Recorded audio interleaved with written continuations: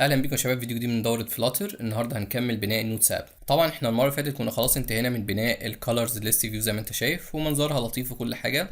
النهارده بقى فاضل ان احنا نبتدي ونبيك الكالر فعلا واحنا بناد النود بتاعتنا في المكان ده.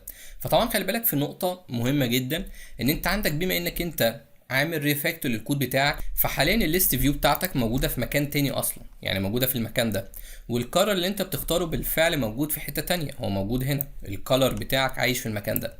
فانت دلوقتي عايز توصل الكالر بتاعك من المكان ده للمكان ده زي ما انت شايف. يعني انت عايز تطلع بيه فوق شويه. يعني انت عندك التري، لو بصينا كده على التري بتاعتنا، يعني حلو قوي التري هنا دي كده توضح لنا الموضوع. بس نستنى شويه الويدجت انسبكتور ده كده يشتغل معانا، وعايزين كده نبص على التري بتاعتنا.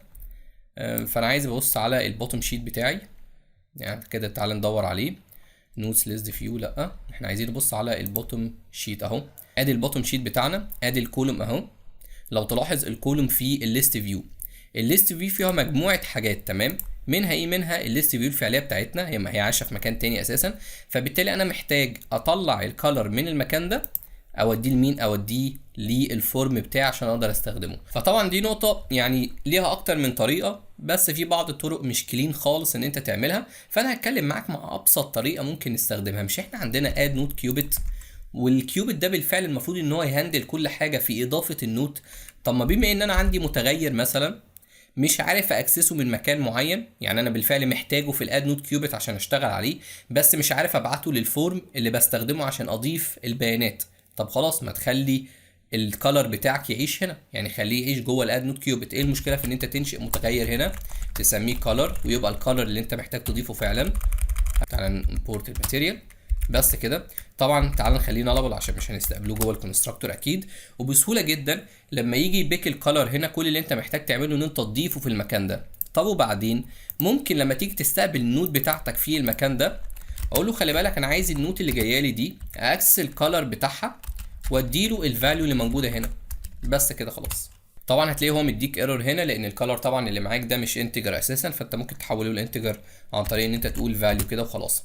ومحتاج تاكد عليه ان هو مش بنال، وهو اكيد مش بنال. ليه بقى؟ لان هو هيكون عنده ديفولت فاليو اساسا. انت ممكن بالفعل تحط الديفولت فاليو بتاعتك اللي هي اول كالر موجود في المكان ده. دي كده الديفولت فاليو بتاعتك، يعني انت ممكن تاخد الفاليو دي كده اهي وتحطها في الاد نوت كيوبت هنا كده، ودي كده الديفولت فاليو بتاعتك. الموضوع بسيط، ما انت اكيد في ديفولت فاليو للنوت اللي بتضاف، فخليها في المكان ده. فبالتالي مش محتاج تخليه نلبل اساسا، لان هو ليه ديفولت فاليو. بس الموضوع بالبساطه دي لان انت بالفعل عندك كيوبت اساسا موجود، يعني انت مش محتاج تشغل تفكيرك بان خلي بالك البيانات دي موجوده في حته تانية عن المكان اللي انا محتاجه. انت مش محتاج تشغل بالك بكل الكلام ده، لان انت عندك كيوبت اصلا ممكن بالفعل تحط فيه اي متغير انت عايزه وتديله البيانات وتستخدمها جوه الميثود بتاعتك بكل بساطه. الموضوع بسيط جدا.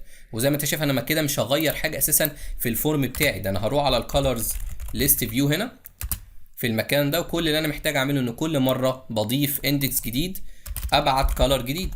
هقول هنا بلوك بروفايدر دوت اوف كونتكست كده، واحدد ان انا عايز الاد نود كيوبت، اد نود كيوبت كده، واقول له خلي بالك انا عايزك تاكسس لي الكالر بقى وتديني الكالر اللي جاي من الاندكس.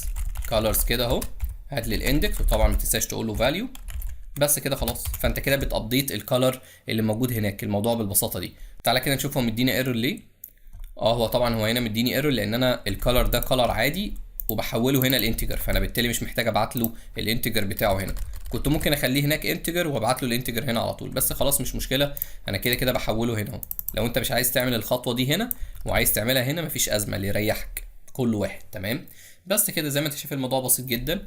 فكده بالفعل المفروض اي نوت هضيفها هتاخد الكالر ده كديفولت، وممكن تغير زي ما انت عايز. فتعالى كده نعمل ريستارت كده ونشتغل على نظافه ونشوف هل الموضوع هيتطبق فعلا ولا لا. لانه لو اتطبق كده خلاص خلصنا، ما اتطبقش نبتدي نشوف المشاكل ونحلها. فتعالى كده نمسح النوت دي كده خلاص، تمام؟ وعايزين نضيف نوت جديده.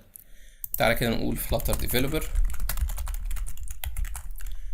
ماشي، كرييت ابس، ونبيك مثلا، فنفترض انا عايز الكالر ده كده، ونعمل اد. فزي ما انت شايف الكالر اتضاف بالفعل والدنيا كده لطيفه جدا. ممكن نجرب نضيف نود تانية مثلا. تعالى نكتب اي حاجه بقى، مش لازم نقعد نكتب كلام مظبوط، ونضيف دي مثلا ونعمل اد، اتضافت اهي.